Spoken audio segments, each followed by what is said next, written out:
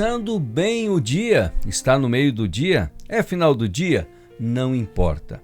O que importa é que você, neste momento, está buscando a palavra de Deus através do estudo da lição da Escola Sabatina e você deve compartilhar com as outras pessoas este conteúdo para que mais pessoas sejam abençoadas. E nessa segunda-feira, dia 26 de agosto, o tema que temos é uma árvore amaldiçoada e um templo purificado. E o primeiro texto vem do livro O Desejado de Todas as Nações, das páginas 468 a 470. E o texto diz assim: No fim de seu ministério, Cristo foi outra vez ao templo e viu que estava sendo profanado como antes. Os próprios dirigentes do templo estavam envolvidos em compra, venda e câmbio. Eram tão dominados pela cobiça do lucro que, aos olhos de Deus, não eram melhores do que ladrões. Novamente, o olhar penetrante de Jesus percorreu o pátio profanado do templo. Todos os olhares estavam voltados para ele. Sacerdotes e autoridades, fariseus e gentios olhavam com surpresa e respeito para aquele que estava diante deles com a majestade do Rei do Céu. Cristo falou com um poder que dominou o povo como uma forte tempestade. Está escrito: a minha casa será casa de oração, mas vocês fizeram dela um covil de salteadores. Lucas 19:46. Ninguém ousou questionar sua autoridade. Sacerdotes e comerciantes fugiram de sua presença, conduzindo o gado à frente.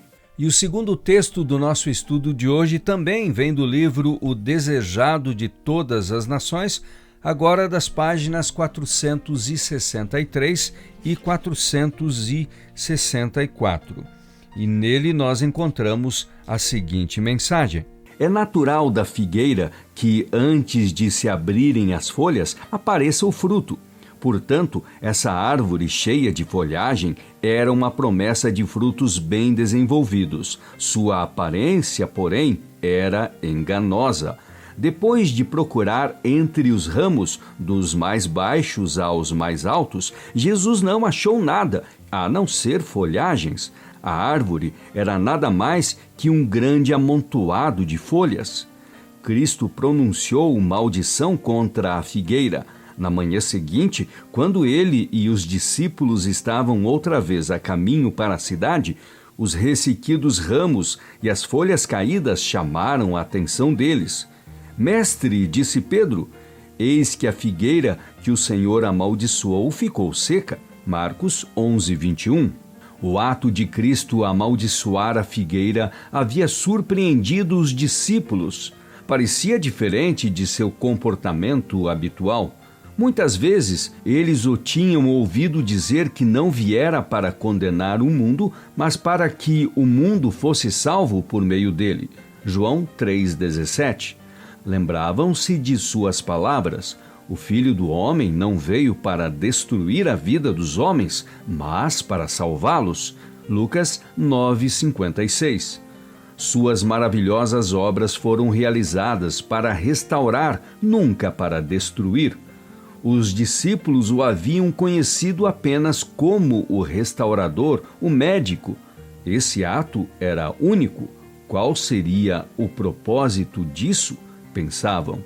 E o último texto do nosso estudo desta segunda-feira vem do livro Testemunhos para a Igreja, volume 4, páginas 537 e 538. E nós lemos o seguinte: A razão pela qual nosso povo não tem mais poder é porque professa a verdade, mas não a pratica. Tem pequena fé e pouca confiança em Deus. Se a mente permanecesse em Deus e a verdade exercesse uma influência santificadora sobre o coração, o eu seria oculto em Cristo. Muitos possuem a teoria da verdade, mas não sentem seu poder no coração.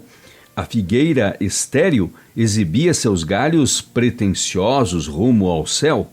No entanto, quando o Redentor foi em busca de frutos, nada tinha senão folhas. A menos que haja uma obra completa efetuada por vocês, como indivíduos e como igreja, a maldição de Deus certamente recairá sobre vocês, como recaiu sobre aquela árvore infrutífera. Ok, esse foi o nosso estudo de hoje, segunda-feira. Amanhã teremos como tema mais uma pergunta: quem disse que você poderia fazer isso? Te espero mais uma vez amanhã.